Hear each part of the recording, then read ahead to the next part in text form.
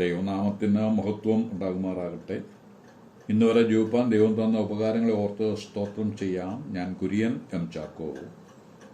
യെശയ്യാവിന്റെ പുസ്തകം 28:20 വായിക്കുന്നത് ഇപ്രകാരമാണ്: കിടക്ക ഒരുത്തന് നിവർന്നു കിടപ്പാൻ നീളം പോരാത്തതും പുതപ്പ് പുതയ്ക്കാൻ വീതി പോരാത്തതും ആകും എന്നാണ്. കിടക്ക നീണ്ടു നിവർന്ന് കിടന്നു വിശ്രമിപ്പാനുള്ളതാണ്. പുതപ്പ് തണുപ്പിൽ നിന്നും കൊതുകിൽ നിന്നും സംരക്ഷണം നൽകുന്നതും ആണ്. കിടക്കയും പുതപ്പും യഥേഷ്ടം ലഭിച്ചാൽ സുഖമായി ഉറങ്ങുവാൻ കഴിയും.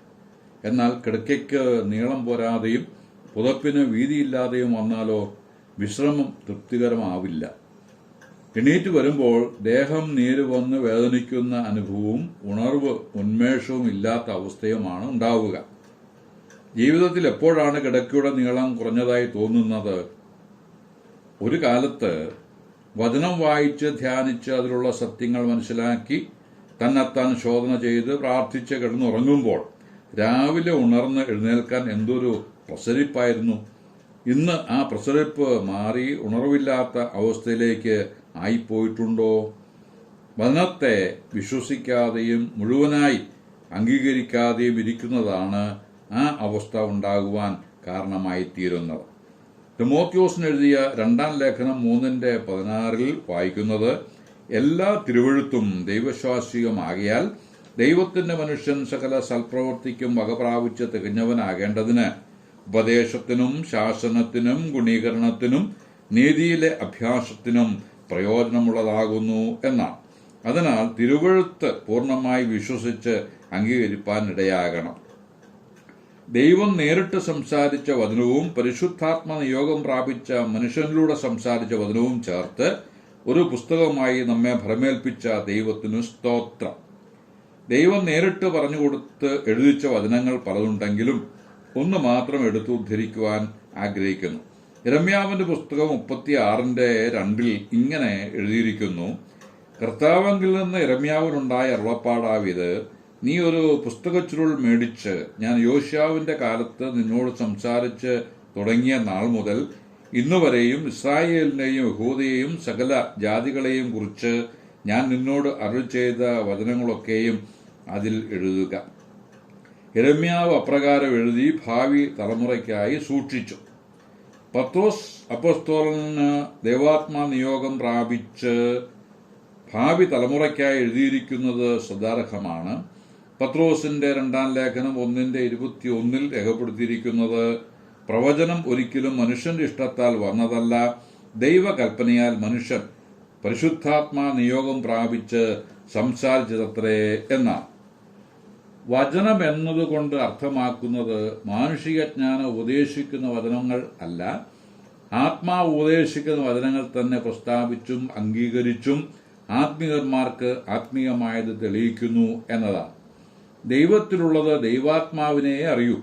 റോമർ 8:23 പറയും പ്രകാരം ആത്മാവെന്ന ആദ്യദാനം ലഭിച്ചിരിക്കുന്ന നാം ദൈവം നമുക്ക് നൽകിയിരിക്കുന്നത് പൂർണ്ണമായി അറിഞ്ഞിരിക്കുന്നവരാണ്. കൊരിന്ത്യർക്ക് എഴുതിയ 1 ലേഖനം 2:10-13 വരെയുള്ള വാക്യങ്ങളിൽ വെളിപ്പെടുത്തിയിരിക്കുന്ന സത്യങ്ങളുടെ സംക്ഷിപ്തമായിരിക്കുന്ന രൂപമാണ് മേൽ വിവരിച്ചത്. ദൈവത്തിന്റെ വചനം പുസ്തകത്തിൽ എഴുതി നമ്മുടെ കരങ്ങളിൽ എത്തിച്ചിട്ടുള്ളതെങ്കിലും അതിനൊരു ആരൂപം കൊടുത്താൽ അത് യേശു ക്രിസ്തുവിനെ പോലെ ഇരിക്കും. യേശുവിന്റെ പല പേരുകളിൽ ഒന്നാണ് വചനം എന്നുള്ളത്.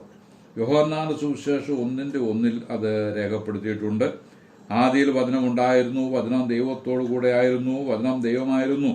ഈ വചനം ജഡമായി തീർന്നു, കൃപയും സത്യവും നിറഞ്ഞവനായി നമ്മുടെ ഇടയിൽ പാർത്തു എന്ന് 14 വാക്യത്തിൽ വായിക്കുന്നു.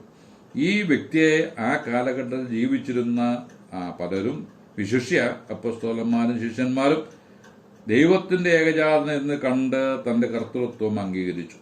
ഇന്ന് നമുക്കും അത് അംഗീകരിപ്പാൻ കൃപ ലഭിച്ചതോർത്ത് സ്തോത്രം ചെയ്യാം. ഈ സത്യം തന്നെയാണ് യോഹന്നാൻ എഴുതിയ 1 ലേഖനം 1:1-2 വാക്യങ്ങളിലായി വെളിപ്പെടുത്തിയിരിക്കുന്നത്. ആദ്യം മുതൽ ഉള്ളതും ഞങ്ങൾ കേട്ടതും സ്വന്തം കണ്ണുകൊണ്ട് കണ്ടതും ഞങ്ങൾ നോക്കിയതും ഞങ്ങളുടെ കൈ തൊട്ടതുമായ ജീവന്റെ വചനം ഞങ്ങൾ കണ്ടു എന്ന് സാക്ഷീകരിക്കുന്നു. കൂടാതെ വെളിപ്പാട് പുസ്തകം 19:13 രാജാധിരാജാവും കർത്താധികർത്താവും എന്ന നാമമുള്ളവന്റെ മറ്റൊരു പേരായി പറഞ്ഞിട്ടുള്ളത് ദൈവവചനം എന്നതാണ്. 2 തിമോത്തിയോസ് 3:16 തിരുവെഴുത്തിനെ കുറിച്ച് പറഞ്ഞിട്ട് ആ വചനം മനുഷ്യജീവിതത്തിൽ ഏതെല്ലാം മേഖലകളിൽ വർത്തിക്കുന്നു എന്നും പറയുന്നു.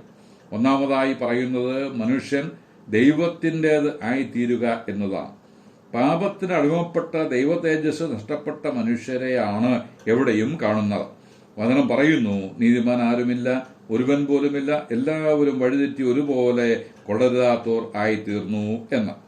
ഈ പ്രസ്താവനയുടെ അർത്ഥം എന്തെന്നാൽ മനുഷ്യൻ നരകത്തിയിലേക്ക് പോകുവാൻ മാത്രം യോഗ്യതയുള്ളവനായി തീർന്നു എന്നാണ്.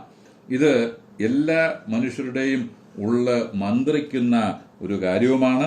അതുകൊണ്ട് മനുഷ്യൻ ദിനേന പ്രാർത്ഥിക്കുകയാണ്, നരകത്തിൽ തന്നെ കരകയറ്റിയിടണമേ എന്നും പാപിയായ എന്നോട് കരുണ കാണിക്കണമേ എന്നും.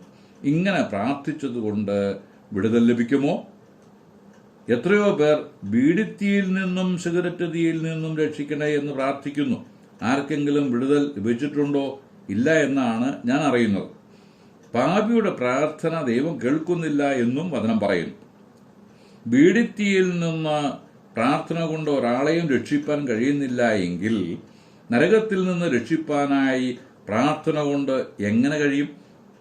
പ്രിയപ്പെട്ടവരെ, പ്രാർത്ഥന കൊണ്ടോ സൽപ്രവൃത്തി കൊണ്ടോ പാപിയായ മനുഷ്യനെ രക്ഷിക്കുവാൻ അഥവാ നരകത്തിയിൽ നിന്ന് വിടുവിക്കുവാൻ കഴിയുമായിരുന്നുവെങ്കിൽ ക്രിസ്തുയേശു പാപികളെ രക്ഷിപ്പാൻ ലോകത്തിൽ വരേണ്ടതിന്റെ ആവശ്യം ഇല്ലായിരുന്നു. എന്നാൽ ദൈവം തമ്പുരാൻ വേഷത്തിൽ മനുഷ്യനായി ഭൂമിയിൽ വന്ന് മനുഷ്യരുടെ പാപങ്ങളെ തന്റെ ശരീരത്തിൽ ചുമന്നും കൊണ്ട് കുരിശിൽ മരിച്ച് അടക്കപ്പെട്ട് 3-ാം നാൾ മരണത്തെ ജയിച്ച് ഉയർത്തെഴുന്നേറ്റു. യേശു കർത്താവ് ഏറ്റ അടികളും മുറിവുകളും മുൾമുടിയും നമുക്ക് പകരമായിരുന്നു. ആ അടിപ്പിണരാൽ നമുക്ക് സൗഖ്യം വന്നിരിക്കുന്നുവെന്ന് പത്രോസിന്റെ 1-ാം ലേഖനം 2:24-25 വാക്യങ്ങളിൽ വ്യക്തമാക്കപ്പെട്ടിരിക്കുന്നു. ഈ സത്യം വിശ്വസിക്കുന്നവർക്ക് നിത്യജീവനുണ്ട്, അഥവാ സ്വർഗത്തിൽ എന്നേക്കും വസിപ്പാനുള്ള അവകാശം ലഭിക്കുന്നു. ഇത് അനുസരിക്കാത്തവർ ജീവനെ കാണുകയില്ല. ദൈവക്രോധം അഥവാ നരകം അവന് അവകാശമായി ലഭിക്കുമെന്ന് വചനം പറയുന്നു. നിത്യജീവന്റെ ഉടമകളായി ജീവന്റെ പുസ്തകത്തിൽ പേരുള്ളവരുടെ കൂട്ടായ്മയിൽ ആയിത്തീരുന്ന ഓരോ വ്യക്തിയും പുതിയ സൃഷ്ടിയാകും. ആ വ്യക്തി പഴയ കൂട്ടവും കൂട്ടായ്മയും വിട്ട് പുതിയ അനുഭവമുള്ളവരാകും. അങ്ങനെ ആ വ്യക്തി സകല സൽപ്രവൃത്തിക്കും വകപ്രാപിച്ച് തികഞ്ഞവനാകുന്നു. അതിന്റെ പ്രതിഫലവുമായി കർത്താവിനോട് കൂടെ നിത്യകാലം ജീവിക്കും. അങ്ങനെ കിടക്ക നീളമുള്ളതായി തീരും. വരും ദിവസങ്ങളിൽ വചനമാകുന്ന കിടക്കയിൽ നീണ്ടു നിവർന്നു കിടന്ന് വിശ്രമിക്കത്തക്ക നിലയിൽ സമാധാനപരമായ ഒരനുഭവത്തിലേക്ക് വരുവാൻ ഏവരെയും കർത്താവ് സഹായിക്കട്ടെ എന്ന് ആശംസിച്ച് പ്രാർത്ഥിച്ച് വാക്കുകൾക്ക് പൂർണ്ണവിരാമം കുറിക്കുന്നു. ദൈവനാമം മഹത്വപ്പെടുമാറാകട്ടെ.